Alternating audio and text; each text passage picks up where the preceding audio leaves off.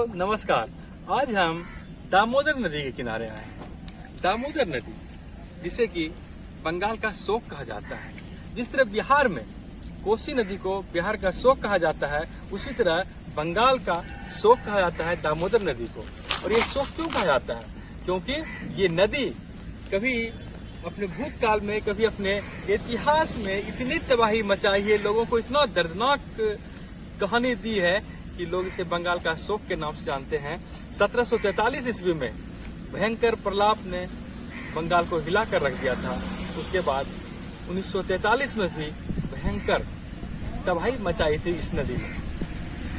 यह नदी दामोदर नदी छोटा नागपुर से निकलती है और झारखंड के छोटा नागपुर से और पश्चिम बंगाल के हुगली क्षेत्र में मिलती है। इसकी कुल लंबाई देखें तो 592 किलोमीटर है और लगभग 25,000 वर्ग किलोमीटर का क्षेत्रफल ये नदी लेती है। हुगली में ये नदी मिल जाती है। कोणार्क और बराकर इसकी सहायक नदियां हैं। और आप ये समझ लें, ये नदी के कारण यहाँ इस नदी के दोनों बगल बहुत से औद्योगिक कल कारखाने स्थापित हो सके हैं। भारत जब आजाद हुआ तो 7 जून 1948 को भारत का पहला बहुउद्देशीय दामोदर घाटी निगम, आपने नाम सुना होगा, नदी घाटी परियोजना पर पहली बार दामोदर नदी पर ही बनाई गई थी। और अमेरिका में टेनिस नदी घाटी परियोजना है, उसी की तर्ज पर इसको भी तैयार किया गया। और इसका मकसद यही था कि इससे लोग लाभ ले सकें और ये तबाही नहीं मचा सके। ये नदी पलामू, गिरिडीह, धनबाद क्षेत्र में चलती है। और इस क्षेत्र में देखें तो काफी इसकी धारा तीव्र होती है, काफी तेज गति से। चूंकि ये पहाड़ी इलाका है और इसकी धारा तेज होती है। वहीं बर्धमान के बाद ये समतल इलाके में प्रवेश करती है, जहाँ की इसकी धारा कम हो जाती है और फिर यह उतना तबाही नहीं मचाती है।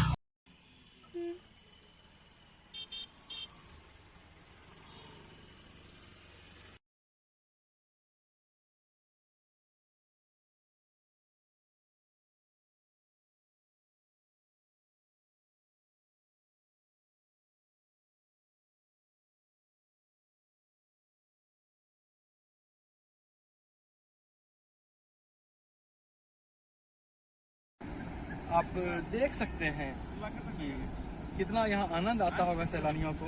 और जो स्थानीय लोग आते हैं वे तो यहाँ घूमने फिरने आते ही होंगे। एकदम बिल्कुल शुद्ध पर्यावरण कम से कम मिलता होगा।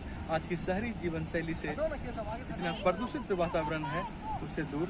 लेकिन ये नदी कहने को तो प्रदूषण मुक्त नहीं है, लेकिन ये नदी बहुत प्रदूषण युक्त है।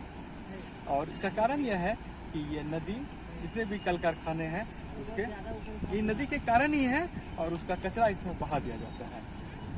और लेकिन अगर इसको आज जिस तरह की जैव विविधता की बात हो रही है, संरक्षण की बात हो रही है, और अगर इस पर भी ध्यान दिया जाए तो मानव जीवन के लिए एक अमूल्य धरोहर ये नदी, भारत की कोई भी नदी, प्रकृति की कोई भी धरोहर हमारे लिए कितनी उपयोगी है, कितनी प्राण का स्पंदन करता है, कितना वायु इससे शुद्ध वायु मिलता है।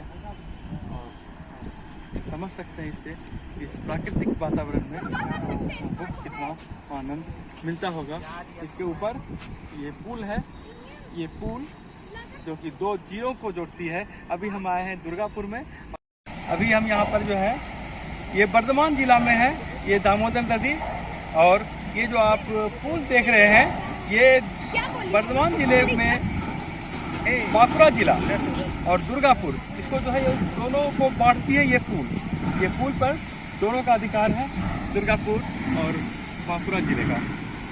यहाँ पर आप देख सकते हैं कि किस तरह जो है नीचे में लोग सब नदी का लाभ लेते हैं और ऊपर से बसें भी चलती है। आपको बता दें कि यह बहुउद्देशीय नदी घाटी परियोजना भारत में चलाई गई थी। सबसे पहले दामोदर घाटी निगम की स्थापना हुई। उद्देशीय नदी घाटी परियोजना के तहत भारत में बनाया गया पहला डैम दामोदर नदी घाटी DVA दामोदर वैली कॉर्पोरेशन।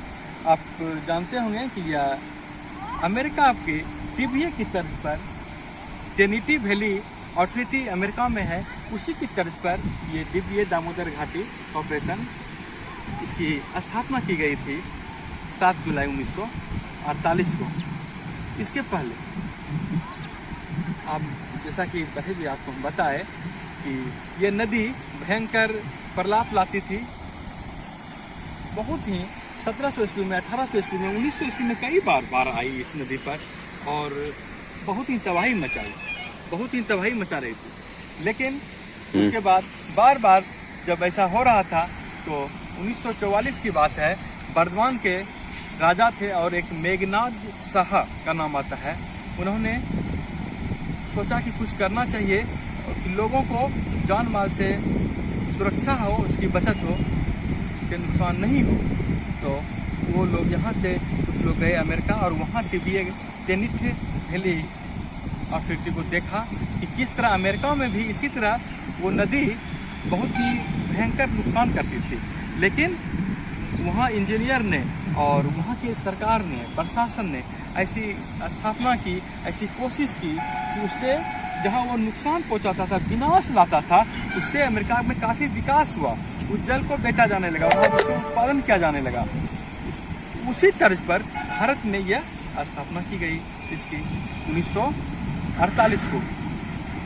और बहुउद्देशीय नदी घाटी योजना का यदि आपको बात करें, आप इसको समझ लें, बहुउद्देशीय का अर्थ होता है बहुउद्देशीय। बहुउद्देशीय मतलब इसका एक साथ कई उद्देश्य है इसका।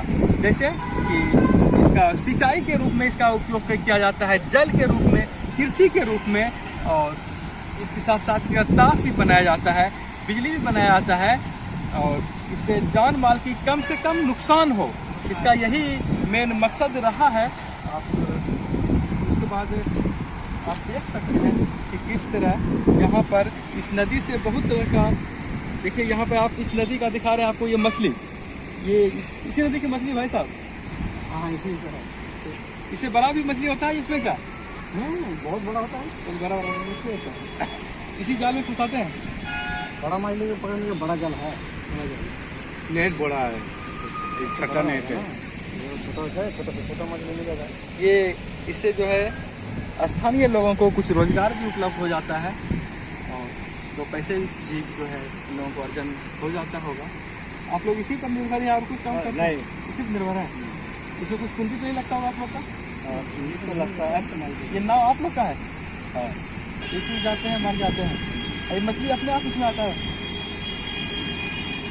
आपने देखा यहाँ जो है ये नदी हमेशा हम लोगों को देती है, कुछ न कुछ देती है, सभी लोगों को देती है। ये नदी यदि नहीं रहे तो लोगों का जीवन कैसा होगा? दामोदर है, दामोदर नदी है, हाँ, ये बंगाल का दामोदर नदी, और ये झारखंड से निकलती है, छोटा नागपुर के पहाड़ से, पलामू जिले से आती है, गिरिडीह, धनबाद होते हुए यहाँ तक आती है। और इस नदी पर कई, झारखंड में भी आपको कई डैम मिल जाएंगे। तिलैया डैम है, कोनार डैम है, मेठन डैम है, पंचेत डैम है, कई डैम इसी नदी पर बनाई गई है। और ये पलामू से निकलकर हुगली में जाकर बंगाल में मिल जाती है। आपको ऐसा कि पता है कि इस नदी की लंबाई 592 किलोमीटर है, 25,000 स्क्वायर फीट क्षेत्रफल में यह, किलोमीटर क्षेत्रफल में यह फैला हुआ है। और 1963 में इसको सांविधिक रूप में दामोदर वैली कॉर्पोरेशन को मान्यता दी गई थी। सांविधिक की विधि जैसे कि आप समझ सकते हैं कि भारत में, अपने देश में कोई भी कानून होता है, दो तरीके होता है, एक संवैधानिक होता है, एक सांविधिक होता है। संवैधानिक उसको कहते हैं जो संविधान निर्माताओं ने बनाया था, वो संविधान में वो बातें लिखी गई है।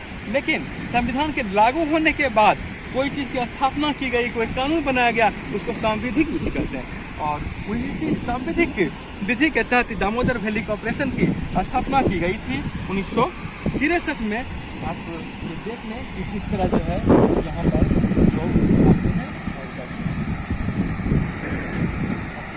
ये देख सकते हैं ये नदी, तो देख सकते हैं इस तरह दामोदर नदी घाटी पर किस तरह जो है बैरेज बनाए जाते हैं और पानी की रोक की जाती है और सुविधानुसार इसका लाभ लिया जाता है। डीवीसी दामोदर घाटी कॉरपोरेशन अभी इसके नियंत्रण में ये नदी घाटी परियोजना चल रही है और इस बांध के बनाए जाने से आप समझ सकते हैं कि इसका मूल उद्देश्य ही रहा धन जन की हानि पर रोक। जो दामोदर नदी बंगाल की जनता के लिए तबाही मचाती थी, उस पर कैसे रोक लगाया जाए और रोक लगाया गया। कई तरह के लाभ इससे हुए। इस बांध बनाए जाने से, इस डैम बनाए जाने से सबसे पहले तो जो बाढ़ आती थी तो उस पर कंट्रोल लगाया गया, तबाही से उसे रोका गया। मिट्टी का कटाव हो जाता था, उसमें जो है रुकावट हुई। आप तो समझ सकते हैं कि जल स्तर में वृद्धि हुई और जल स्तर में जब उसको रोका गया तो उसका लाभ सिंचाई के रूप में लिया गया। नहरों में पानी गई, नहरों का निर्माण कराया गया जिससे लाभ हुई। पनबिजली का उत्पादन हुआ। झारखंड और बंगाल को आज इससे जल विद्युत का बहुत बड़ा स्रोत है ये, और यहाँ की बिजली बाहर के राज्यों में भी भेजी जाती है। कल कारखाने दोनों बगल स्थापित हुए। आप समझ सकते हैं कि यहाँ पर किस तरह मत्स्य उत्पादन को इससे बढ़ावा मिला, लोगों को स्वरोजगार भी मिला और इस तरह के पुल बनाए जाने से एक छोर से दूसरे छोर पर लोगों का आवागमन भी कितनी सुविधाजनक तरीके से हुआ। पर्यटक के रूप में जो है लोगों को एक स्थल मिला, वहीं इससे जो है स्थानीय लोगों को भी लाभ होता है। सैलानियों के लिए भी हमेशा यह पुल आकर्षण का केंद्र रहा है। आप देख सकते हैं कि यहाँ लोग घूमने फिरने भी आते हैं, पर्यटक भी आते हैं और स्थानीय लोग ये लोग शायद होंगे और यहाँ पर फोटोग्राफी का भी आनंद लेते हैं। आप देख सकते हैं कि किस तरह लोग यहाँ पर आकर इस प्राकृतिक के वातावरण का, प्राकृतिक आबोहवा का आनंद ले रहे हैं। और आपको देखिए ये लोग किस तरह फोटोग्राफी भी कर रहे हैं। प्रकृति के साथ ये लोग अपना आनंद भी ले रहे हैं। ठीक है, कौन सा मोड होता है, कितना के साथ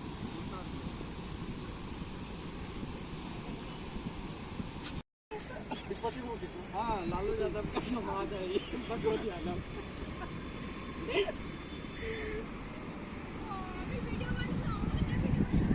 रामदेव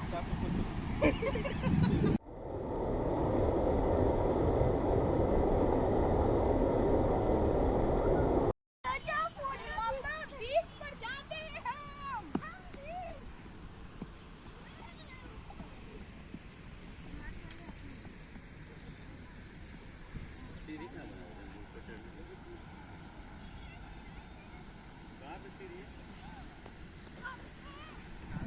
उम्मीद है आपको दामोदर घाटी निगम का यह वीडियो अच्छा लगा होगा।